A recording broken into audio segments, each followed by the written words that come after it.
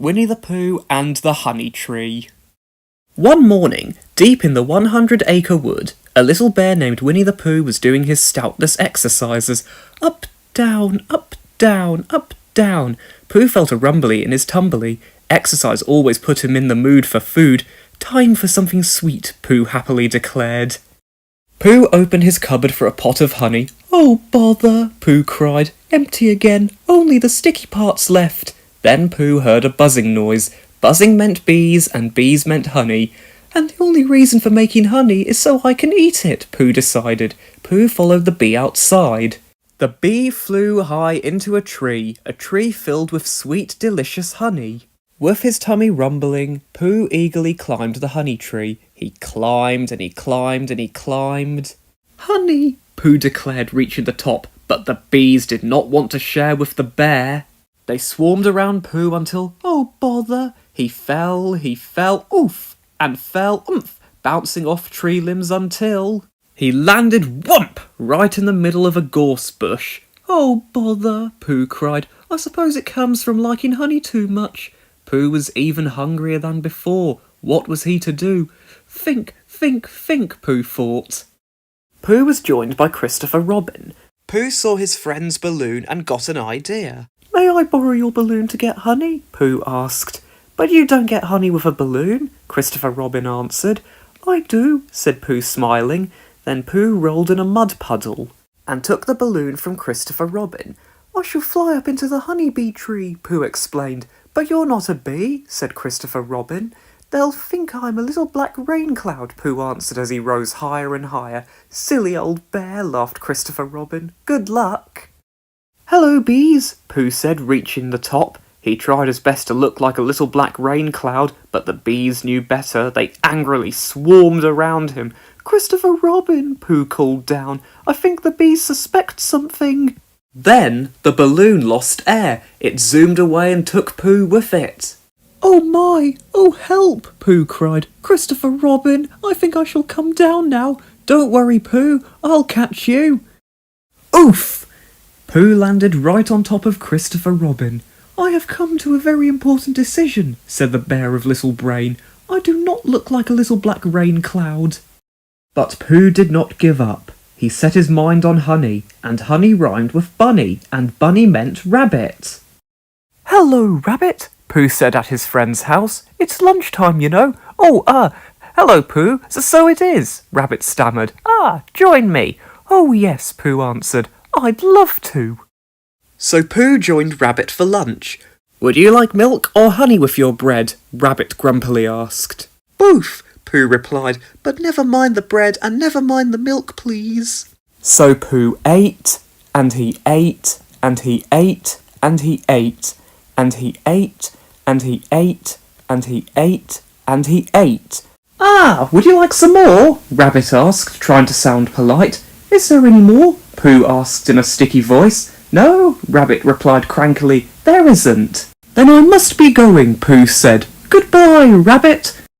Pooh started out of the door. He tried wiggling forward. He couldn't, so he tried wiggling backward. But he couldn't do that either. Oh, help and bother, Pooh declared. I'm stuck. Rabbit pulled and pushed and shoved and tugged, but Pooh didn't budge. It's no good, Rabbit cried. I'll go and get Christopher Robin. Poor Pooh. He tried and tried to squeeze through. He even tried to blow out air like Christopher Robin's balloon, but it didn't help. He was jammed tight. Well, if it isn't Pooh Bear, said a familiar voice. Oh, hello, Owl, Pooh greeted his friend. You, sir, are a wedged bear in a great tightness, Owl said. Huh? Pooh asked. You're stuck, Owl simply explained. This situation calls for an expert, Owl declared. Did someone call for an expert? Said a little newcomer. Gopher's my name, digging's my game. It seems, Owl said, the entrance to Rabbit's house is impassable. Huh? Gopher asked. The bear's stuck, Owl explained. What do you suggest? Dynamite, Gopher replied. Dynamite? Pooh cried. Oh my. Just then Rabbit returned with Christopher Robin. Cheer up, Pooh, Christopher Robin said. We'll get you out. Here, give me your arm, Christopher Robin said. With Rabbit's help, Christopher Robin grabbed and dragged and pressed and pushed, but Pooh didn't move. "There's only one thing we can do, Pooh," Christopher Robin declared. "We'll have to wait for you to get thin again." "How long will that take?" Pooh asked. "Who knows?" Owl answered. Rabbit did not want to look at Pooh's pudgy posterior every day, but what could he do? "If I have to face that thing," Rabbit declared, "I might as well make the best of it." So Rabbit decided to decorate it. First, he added a frame. "Very nice," Rabbit said. "Now for a splash of colour." Then he placed some antler-looking sticks on it and drew a moose face. "Not bad," Rabbit said, admiring his work. "It's rather good, I think." "Oh, Rabbit," Pooh called from outside. "I have a tickle in my nose. I think I'm going to chew!" Pooh sneezed and messed up the moose. "Why, oh why did I ever invite that bear to lunch?" moaned Rabbit. Day after day and night after night, everybody waited for Pooh to get thin. His friends tried to cheer him up. Christopher Robin read stories to Pooh. Owl taught him long words. Kanga and Roo brought Pooh a bright blue scarf to keep him warm. Even Gloomy Eeyore tried to make Pooh feel better. "Well, it's better than dynamite," Eeyore droned.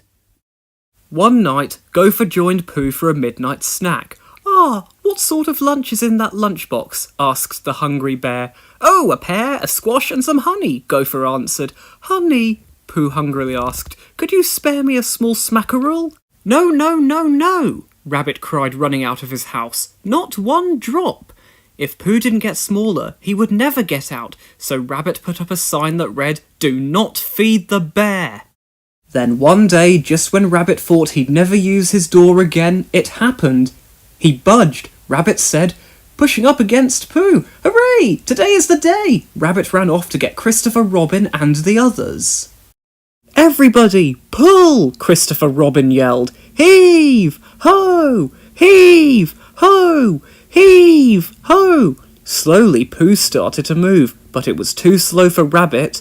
Rabbit stood way back from Pooh, built up all his strength, then as fast as he could, ran straight for the bear's back end. Pop! Pooh shot out of the hole. Like a big bear bird, Pooh soared through the air and... whump! Right into the honey tree. The bees were terrified and flew away. "Don't worry, Pooh," Christopher Robin called from the ground. "We'll get you out." "No hurry," Pooh replied as he grabbed helping handfuls of heavenly honey. "Take your time, take your time."